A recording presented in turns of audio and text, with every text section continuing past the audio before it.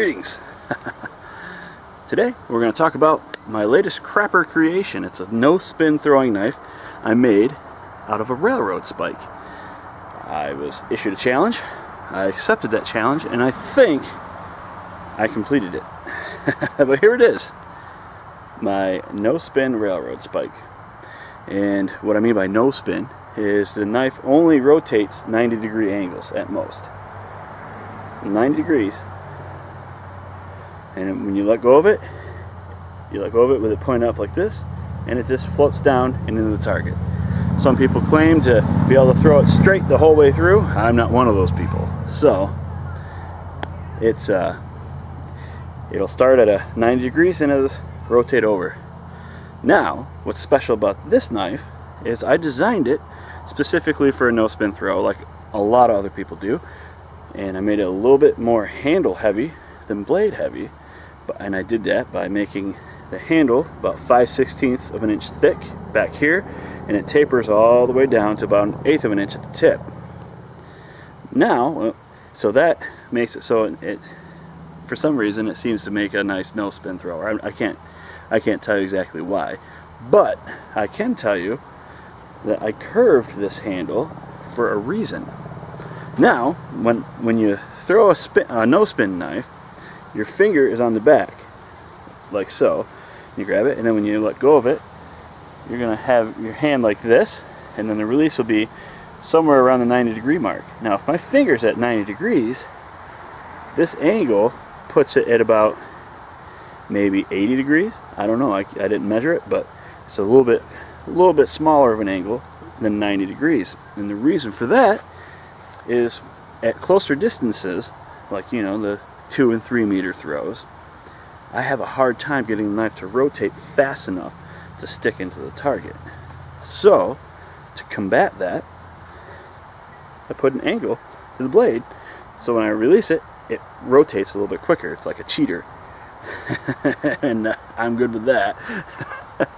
And another thing is at longer distances, you need a little bit more time for the knife to rotate. So when you throw it with your finger in the belly of the knife, you have more than a 90-degree angle, so it has more time to rotate down and stick into the target. Anyway, that's the theory, and I'm hoping to put that to the test today. Now, let's see what happens.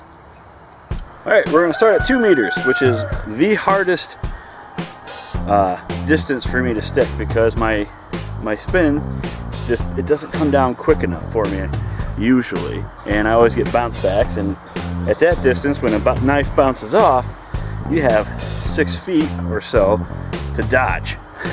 And I'm not quick on my feet.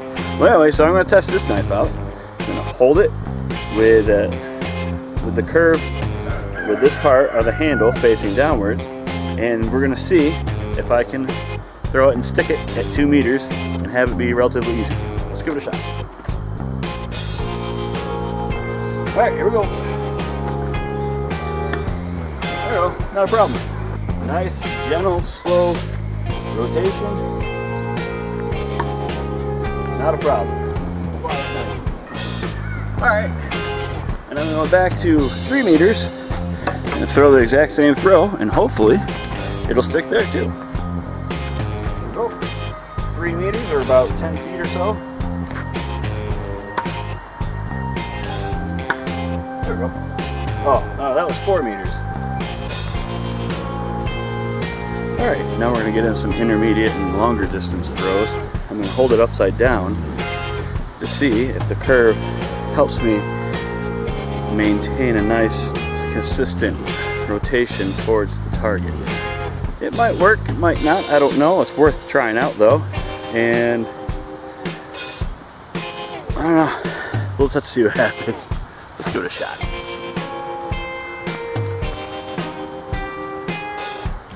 Got me there yet. Well, not too bad at all. I have an experiment I want to do. I want to see if you guys can catch the rotation of the knife by staying behind me so you can see it, see if it stays consistent all the way up through. We're going to try 7 meters and then work our way up. See what happens. I'm I'm probably going to miss every single one now.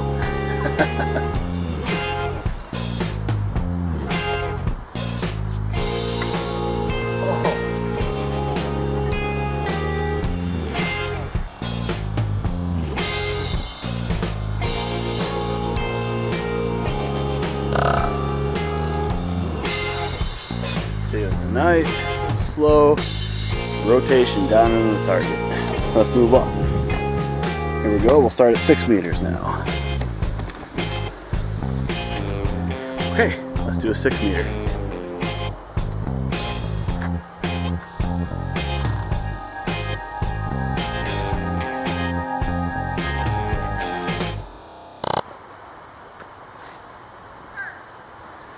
Not too bad. Okay, it's a go for 5 meters.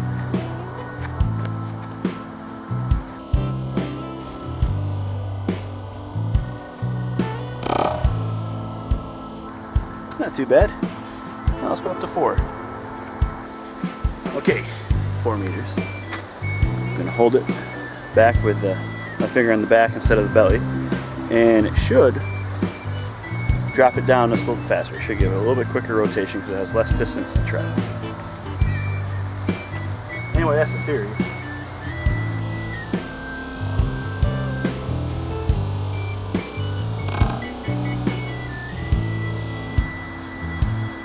And it didn't quite rotate all the way through, so let's point up a little bit.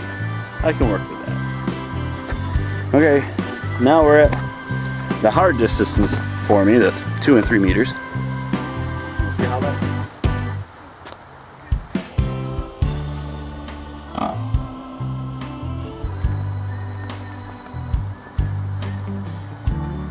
Well, not really. It actually worked pretty well.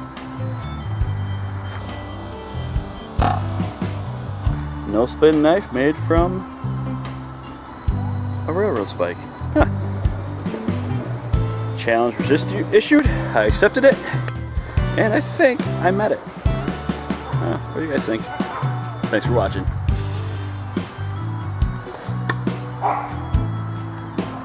You know what I forgot? I forgot to tell you guys whether or not I liked it.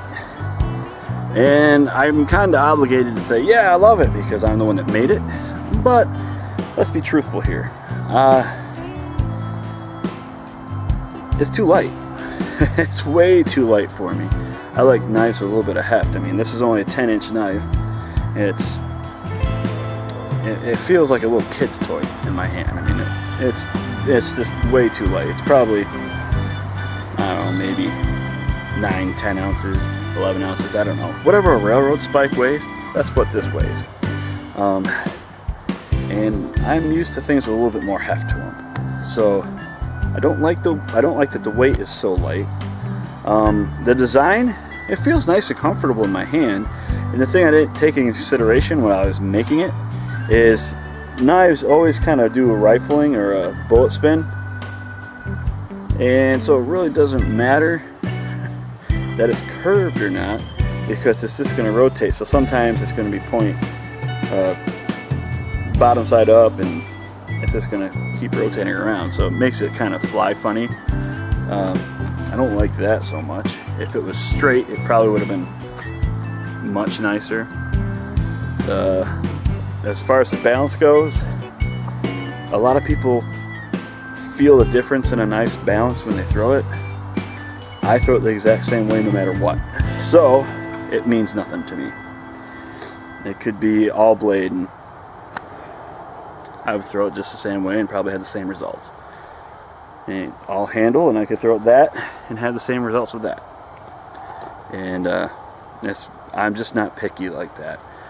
As far as distance goes, I mean, it sank at 7 meters. It's hard for me to aim at that distance because it's so light. I want to throw it high, and I have to get used to that in my head, and I didn't so well.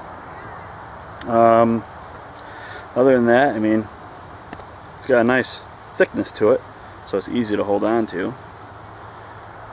I don't know. We'll see. I'm too long-winded, so I'm just going to cut it off now and say thanks for watching, and hopefully I could convince you guys to go out and try flinging some steel around yourselves. Have a good one.